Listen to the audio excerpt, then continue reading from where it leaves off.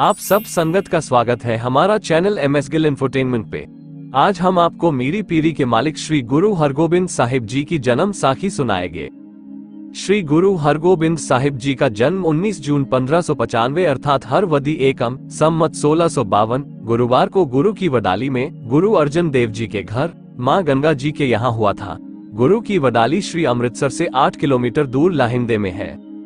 सन 1594 में श्री गुरु अर्जन देव जी गुरु के महल में अमृतसर में रहते थे। तब उनके बड़े भाई पृथ्वीचंद की पत्नी कर्मा कई प्रकार के धागे टूने बुनती थी और प्रतिदिन मां गंगा जी को इस प्रकार चिढ़ाती थी, दौलत हमारी है, न उनके बेटे, न उनकी बेटियां, न उनके बेटे, न उनके नौकर, कि उनके घर में कोई संतान नहीं होगी और उनके बाद गुरु दरबार की सारी व्यवस्था पृथ्वीचंद और उनकी संतान सोड़ी मेहरबान संभालेंगे।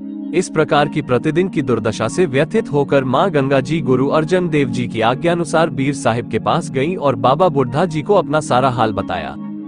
बाबा बुढ़ा जी पूर्ण ब्रह्मज्ञानी थे। उन्होंने अकाल पुरख के समक्ष प्रार्थना की। बाबा बुढ़ा जी ने एक गंडा प्याज तोड़ दिया और मिस्सा प्रसाद डालते समय गंगा जी से कहा, जिस तरह हमने ये गंडा प्याज तोड़ा है, तुम्हारे घर में ऐसा योद्धा लाल पैदा होगा जो मुगलों का सिर तोड़ देगा। तुमने ग्रह प्रगटेगा जोधाजा को बाल गुण किन्हू ना सौधा। बाबा बुढ़ा जी से यह वरदान पाकर माता गंगा जी और गुरु अर्जन देव जी तथा माता भानी जी बहुत प्रसन्न हुए। ये घटना 21 ईस्वी नंबर 1651 यानी 6 अक्टूबर 1594 की है। गुरु की वडाली नट्टा के पठान भाई खान और धोल की जमीन पर अवैध कब्जा कर रखा था। भाई खान और धोल की शिकायत पर गुरु अर्जन देव जी ने उनकी जमीन का कब्जा उन्हें वापस करवा दिया, इसलिए यहाँ गांव बसाने के लिए विनती करी गई। गुरु अर्जन देव जी स्वयं उनके क्षेत्र में गए और 16 सितंबर 1594 यानी 1 ईस्वी संमत 1651 को गांव की नींव रखी और गांव का नाम गुरु की वडाली रखा। ये छेहाटा से 1 किलोमीटर दूर है। अपने बड़े भाई पृथ्वीचंद के ईर्ष्यालु व्यवहार से दुखी होकर गुरु अर्जन देव जी ने अकाल पुरख से प्रार्थना की और अपने परिवार के साथ अमृतसर से 7 किलोमीटर दूर छेहाटा में एक बेरी के पेड़ के नीचे बैठ गए। वहां भाई भागू के अनुरोध पर चौधरी हेमे अपने परिवार के साथ हेमे की हवेली अटारी साहिब में रहने लगे। भक्तों की सुविधा के लिए गुरु जी द्वारा इस क्षेत्र में 1 हटा, 3 हटा, 4 हटा कुएं स्थापित किए गए थे। भाई सरहाली जी गुरु के अनुयायी थे। जब बालक हरगोबिंद साहिब का जन्म हुआ तो गुरु अर्जन देव जी ने अकाल पुरख को धन्यवाद दिया और शब्द आसा मोहल्ला पंजवा का उच्चारण किया।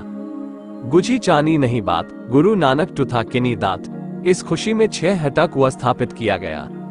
बाबा बुढ़ा जी ने प्रार्थना की, बालक का नाम हरगोबिंद रखा और आशीर्वाद दिया। सारा माहौल खुशियों, बधाइयों और मिठाइयों से भर गया। माता भानी जी ने पृथ्वीचंद के परिवार को भी यह खुशी और बधाई मिठाइयां भेजी। तब बीबी कर्मो बालक हरगोबिंद को मारने के लिए षड्यंत्रों के बारे में सोचने लगी। दाई सोभी को फुसलाकर गुरु की वडाली बधाई देने और लाग लेने के बहाने भेजा। उन्होंने वहां जाकर माता गंगा, दादी भानी जी को बधाई दी और बालक हरगोबिंद को गोद में लेकर प्यार किया। वो बच्चे को एक तरफ ले गई और उसे स्तनपान कराने के लिए मजबूर किया।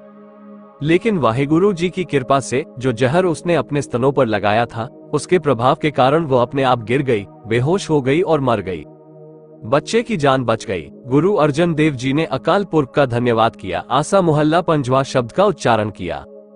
गुरु पुरा राख्या देहात परगट भया जन का प्रताप। भाई पृथ्वीचंद और कर्मों की एक और घृणित साजिश के अनुसार एक सपेरे को लालच देकर गुरु की वडाली भेजा गया। उसने देखा कि बालक हरगोबिंद बैठा हुआ खेल रहा है, तो उसने जहरीले सांप को पटरी से उठाकर बालक के पास छोड़ दिया। लेकिन वाहेगुरु जी की कृपा से बालक ने सांप का सिर पकड़कर उसे मरोड़ दिया, शीश दबा के फेंक दिया। इस अवसर पर भी गुरु अर्जन देव जी ने अकाल पुरख का धन्यवाद किया। एथे ओथे रखवाला प्रभ सदगुरु दीन दयाला उच्चारण किया गया। माता भानी जी, पृथ्वीचंद और कर्मो ऐसे अशिष्ट व्यवहार से बहुत दुखी हुए और गोविंदवाल चले गए और 1598 में 54 वर्ष की आयु में उनकी मृत्यु हो गई।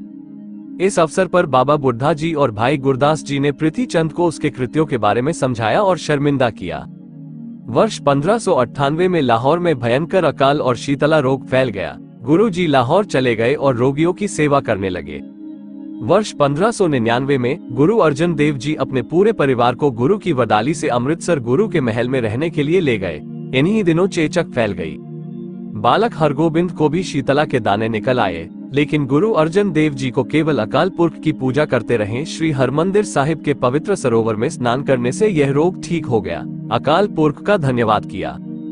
शब्द सोरठ का उच्चारण किया, सदा सदा हर जपे प्रभ बालक राखे आपे। शीतला ठाक राही विघ्न गए, हर नई शीतला ते राख्या बिहारी, पार ब्रह्म प्रभु कृपाधारी।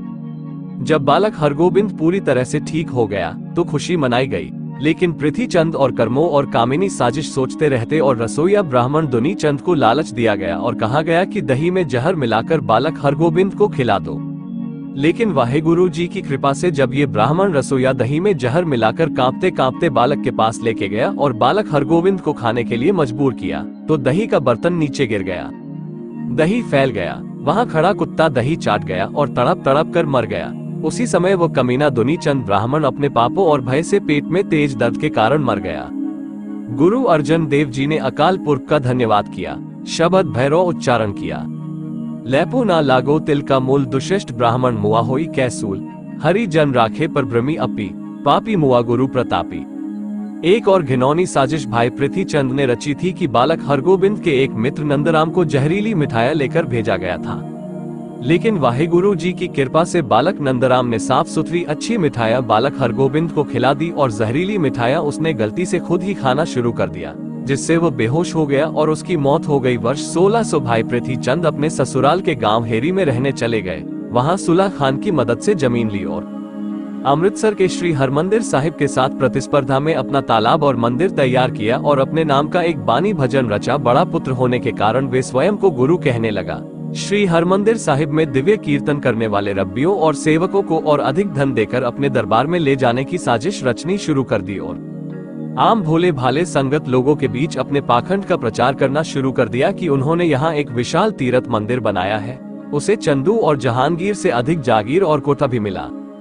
भाई गुरदास जी ने भाई पृथ्वीचंद को समझाया कि समानता के ऐसे दावे और झूठे दावे करना बंद करो, लेकिन उन्हें सरकारी अधिकारियों की शय थी, वे अहंकारी हो गए, उनके तालाब में कीड़े पड़ गए।